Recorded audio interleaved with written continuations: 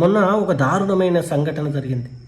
12 ఏళ్ల బాలికను, మైనర్ బాలికను 50 ఏళ్ల వయసున్న ఒక వ్యక్తి దారుణంగా రేప్ చేసి ఆ విషయం ఆ పాప బయట పెడతదేమో అన్న భయంతో 3 అంతస్తుల బిల్డింగ్ మీద నుండి కిందకు నెట్టేస్తే ఇప్పుడు ఆ పాప హాస్పిటల్లో చావు బ్రతుకుల మధ్య కొట్టుమిట్టాడుతూ ఉంటుంది. ఈ విషయం తెలియగానే మీకు ఏమనిపిస్తుందంటే, ఎవడో కామాంధుడు మదమెక్కిన కుక్క ఈ పని చేసి ఉంటుంది అని అనుకుంటారు. నిజమే, మీరన్నమాట. మదమెక్కిన కామాంధుడు, కామంతో కళ్ళు మూసుకుపోయిన మహమ్మద్ ఘోష్ అనేటోడు ఈ దారుణమైన సంఘటనకు కారణం. ఈ విషయం తెలియగానే మళ్ళీ ఇంకో ఆలోచన కూడా మీకు వస్తుంది. ఓ, మహమ్మద్ ఘోష్ అనేటోడా, అయితే ఎక్కడో బంగ్లాదేశ్లోనో లేకపోతే పాకిస్తాన్లో జరిగి ఉంటుంది అని చెప్పి కూడా మీరు అనుకుంటారని నేను కూడా అనుకున్నాను.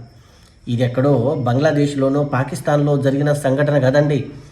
భారతదేశంలోని తెలంగాణ రాష్ట్రంలోని ఖమ్మంలోని రాపర్తి నగర్లో జరిగిన దుర్ఘటన.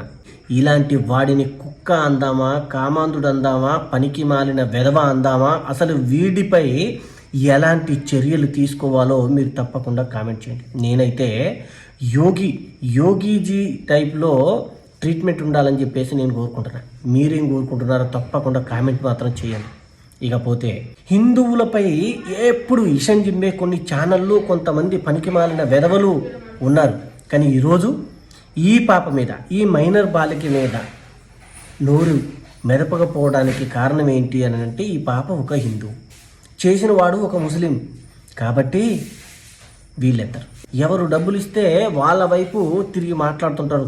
చాలామంది ఉన్నారు ఇలాంటి ఎదవలు.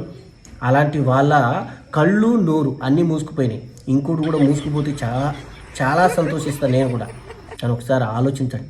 ఇంకో విషయం, ఇదిలా ఉండగా మొన్ననే హైదరాబాద్ సిటీలో అనుకుంటా ఇల్లు అద్దెకిస్తే ఒక వ్యక్తికి, ముస్లిం వ్యక్తికి, ఆ వ్యక్తిని నెల వచ్చేసరికి అద్దె ఇవ్వండి అని అడిగితే ఆ వ్యక్తి ఇంటిలో పెట్రోల్ పోసి ఆ ఇంట్లోకి వానర్ని తోలిండట.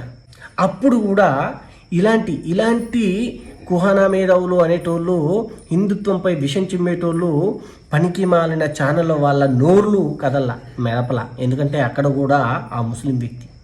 మరి మన హిందువులు నిద్రమత్తు ఇంకా వీడలేదా, లేకపోతే వీడినా కానీ మనకెందుకు అని అనుకుంటున్నారా?